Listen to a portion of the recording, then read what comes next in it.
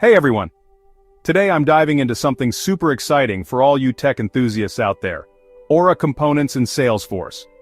So let's unlock the power of this amazing framework. First off, what exactly is an Aura component? Aura components are part of the Salesforce Lightning Component framework. Think of them as the building blocks for creating sleek, responsive web apps for both desktop and mobile. They're built on the open-source Aura framework, meaning you can create reusable modular UI elements that include HTML and more. Now there are three main types of Lightning components you should know about. Standard components come built in with Salesforce, like navigation and feed items.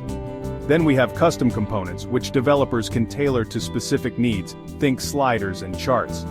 Lastly, there are App Exchange components created by Salesforce partners, offering cool features like dynamic maps and custom layouts. But how do these Aura components actually work? Well, they rely on event listeners to respond to user interactions like clicks and key presses to update data and trigger actions. Attributes help pass data in and out of components, controlling everything from colors to user data. And with event firing, components can send out signals for other components to react to, like saving records or handling offline data. One of the most powerful features is the Lightning Data Service, or LDS. This service lets you efficiently access and manage data within components, cutting down on server calls and boosting loading times. When it comes to the structure of these components, we talk about component bundles. These bundles contain all the resources related to a component or app. You'll find a documentation file with reference materials, helpers with reusable JavaScript functions, controllers for client-side logic, and of course the component markup itself defining the layout.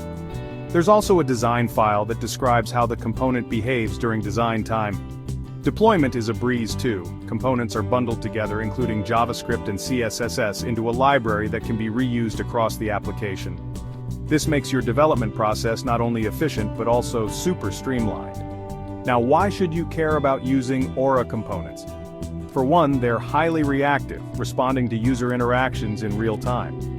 They also make your code more precise and easier to reason about thanks to functional programming principles. Plus, they let you focus on what's really important, the requirements, rather than the nitty-gritty of implementation. And if you're interested in building apps quickly without writing a ton of code, check out the Nanbox no-code platform. It offers a no-code app builder that's perfect for creating apps with a strong focus on UI and UX. So there you have it. Aura components in a nutshell. If you found this video helpful, don't forget to like, subscribe, and hit that notification bell for more tech insights. Thanks for watching, and I'll catch you in the next one.